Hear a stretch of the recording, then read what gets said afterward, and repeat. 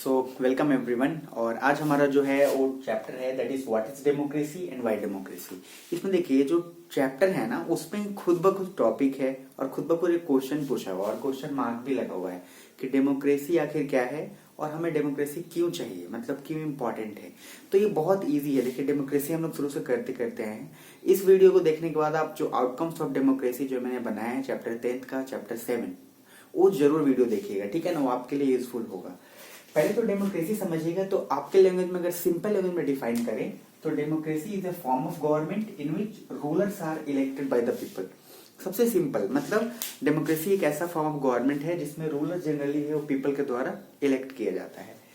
अगर ये simple definition है, उससे पहले मैं आपको बता दूं कि आपको वीडियो तो देखना ही है आउटकम्स ऑफ डेमोक्रेसी जो मैंने चैप्टर 7 का है, प्लस उसके अलावा एक सबसे बहुत अच्छा एक मतलब प्रोवर्ब आप कह लीजिए या स्टेटमेंट कह लीजिए जो दिया गया है अब्राहम लिंकन के द्वारा, democracy is for the people bye the people end of the people. अब यहाँ पे व्हाट इज डेमोक्रेसी सिंपल आपके लिए ये एक सबसे बेस्ट डेफिनेशन है। It is a form of government in which rulers are elected by the people. Clear. हम अगर इसके फीचर्स की बात करें, व्हाट इज डेमोक्रेसी के अंदर भी आएगा ये, व्हाई डेमोक्रेसी के अंदर भी आएगा, उसको हम डिस्कस करेंगे। फीचर्स की अगर बात करें तो सिंपल क्या है, major decisions taken by elected rulers. Democracy में सबसे पहले पीपल जिसको इलेक्ट करते हैं वही डिसीजन ले और लेता भी है। अगर ऐसा नहीं हो तो फिर वो हम नहीं कह सकते कि लाइक वो अच्छी बात है। मैं एग्जाम्पल भी बताऊंगा। फ्री एंड फेयर इलेक्शंस होते हैं जनरली डेमोक्रेसी के अंदर। One person one vote one value, rule of law and respect for rights. यहाँ पे one person one vote one value का क्या मतलब है, मतलब अगर गरीब भी वोट दे रहा है तो उसके वोट का उतना ही वैल्यू है जितना अमीर का। ऐसा नहीं है कि गरीब का वोट का वैल्यू 10 है, अमीर के वोट का वैल्यू लाख और करोड़ है, ऐसा नहीं है। One person one vote one value, सबके लिए क्लियर और बिल्कुल सेम वैल्यूज है। ये सबसे अच्छी बात है डेमोक्रेसी के अंदर, जो कि डिक्टेटरशिप और वहां पे तो ऐसा होता है। डिक्टेटरशिप में क्या होता है, वहां पे कोई एक ही जो भी तानाशाह में एक ही आदमी डिसीजन लेगा, सब कोई कुछ और बोलेंगे, किसी से वो लेगा नहीं परमिशन, वो जो बोलेगा वही होगा। बट डेमोक्रेसी में सबके कंसेंट परमिशन के बाद राय विचार होकर फिर जो वही डिसीजन लेता है जिसको आपने इलेक्ट किया है। भले ही सब डिसीजन सबसे होगा लेकिन जो प्राइम मिनिस्टर जो स्टेटमेंट जो डिसीजन देंगे वही होगा। देन अगर हम बात करते हैं व्हाई डेमोक्रेसी, सबसे पहले it is accountable and responsible. Accountable responsible होता है टू द सिटीजन्स के लिए। Second, it enhances the dignity of citizens. पहली बात इज्जत और सिटीजन्स को मिलते हैं यहाँ पे, उसके रिस्पेक्ट उसके वैल्यूज होते हैं। Then improves the quality of decision making. Decision making की क्वालिटी जनरली हमेशा अच्छा होता है अगर उसकी important correct its own mistakes. अगर गलतियां होती हैं तो गवर्नमेंट खुद वो गलती को सुधार सकता है। सबसे बड़ी बात है किसी भी फॉर्म ऑफ गवर्नमेंट में। तानाशाही या डिक्टेटरशिप या किसी और फॉर्म ऑफ गवर्नमेंट में ऐसा नहीं होता। उन्होंने एक बार जो कह दिया। अब इसमें कुछ प्रॉब्लम्स भी हैं, डेमोक्रेसी के अंदर प्रॉब्लम्स भी है, ऐसा नहीं है, लेकिन और सारे सिस्टम से अच्छा डेफिनेटली है। देखिए आप अगर तानाशाही की बात करेंगे तो मान लीजिए पाकिस्तान की बात करें, परवेज मुशर्रफ जो है तो उन्होंने एक बार डिसीजन दिया, सब लोगों ने कुछ और बोला, उसमें किसी की बात नहीं होती, उन्होंने जो स्टेटमेंट दिया वही हो गया। अगर आप हायरार्कियल सिस्टम की बात करें या मोनार्की की बात करें, जैसे राजा का बेटा ही राजा होता था, उसमें क्या है वो एलिजिबल है कि नहीं है कोई नहीं पता, बट उसको बना दिया गया है। क्यों? क्योंकि वो राजा का बेटा है और डिसीजन उसके द्वारा होगा भी नहीं होगा इसकी भी कोई गारंटी नहीं है। कितने लोग उसको चाहते हैं इसकी भी कोई गारंटी नहीं है। ठीक है, यहाँ पे क्या है, आपने जिसको वोट दिया है वही वहां पे इलेक्टेड भी हुआ और वही पर्सन डिसीजन भी लेगा। अगर ऐसा हो आपने वोट दिया, वो डिसीजन नहीं ले, कोई और डिसीजन ले, फिर क्या फायदा है।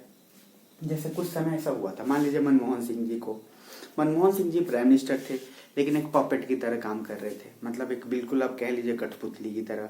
क्या था, डिसीजंस किसी और के होते थे, बस उनके मुख होते थे, उनका बोलने का हाँ prime minister, but decision Sonia Gandhi जो हैं और पीछे से। तो ये नहीं होता, ऐसे ऐसे नहीं होना चाहिए।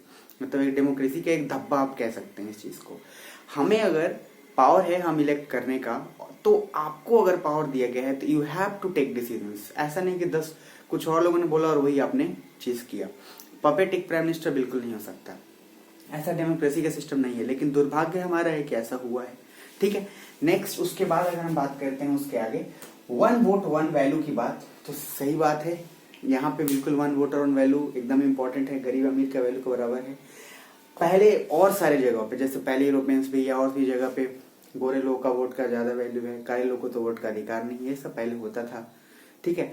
तो ये सारी चीजें डेमोक्रेसी के अंदर नहीं है। आपको रिस्पेक्ट डेफिनेटली मिलता है, डिसीजन मेकिंग, और सबसे बड़ा चीज यहाँ पे अगर एक बार गवर्नमेंट से गलती हो गई किसी लॉ को बनाने में, तो वहां पे उस अपने मिस्टेक्स को करेक्ट किया जा सकता है।